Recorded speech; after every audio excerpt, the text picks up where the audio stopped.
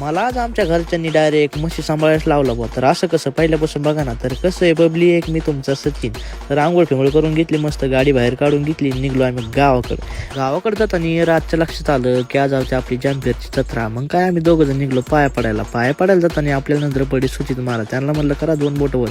मग काय त्यांनी 2 बोटावर करून आपण आलो जांभीरमध्ये आल्या पाया फिया पडून घेतले. आज होते आमुष्या, म्हणलं गाडी धुवून घ्यावा. एक गाडी आणली, दुसरी पण आणली, केलं धुवायला सुरू. मग काय तांब्याने पाणी मारलं, असं झापझाप पाणी मारून घेतलं आणि आपल्या झाल्या बरं का धुवायच्या झाल्यास नंतर आपल्याला आता पाहतच होतं आपल्या बैलाला पाणी. मग काय सोडिले मस्त पैकी बैल आणि चालू आपल्या टिपाडाकडे घेऊन आल्यावर एक बैल बादलीत पाणी पित होता, दुसरा दमच खात नव्हता. मग काय डायरेक्ट टिपाडातच सोडून दिला, म्हणलं पी आता कावर प्यायची. तर मग काय बैल पाणी पाजले आणि त्यांना खायला पण टाकून घेतला आपण. मग आता बारी होती म्हशी पाणी पाजायची. मग काय म्हशी पाणी पाजायला निघलो डायरेक्ट आपल्या वावरावरून आल्यावर म्हशी सोडून दिल्या, त्या डायरेक्ट पळतच गेल्या बा पाण्याकडे. मग काय पाणी पिणी पाजिलं आणि तेवढंच आला प्रत्येकचा फोन. ते म्हणला फाट्यावर आलोय न्यायले.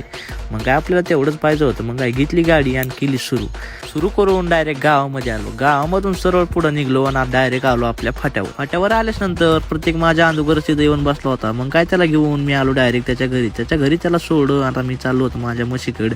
तर तुम्ही बी जाता तेवढं फॉलो करून घ्या. तर आपण भेटू पुढच्या ब्लॉगमध्ये. तावरसाठी बाय बाय.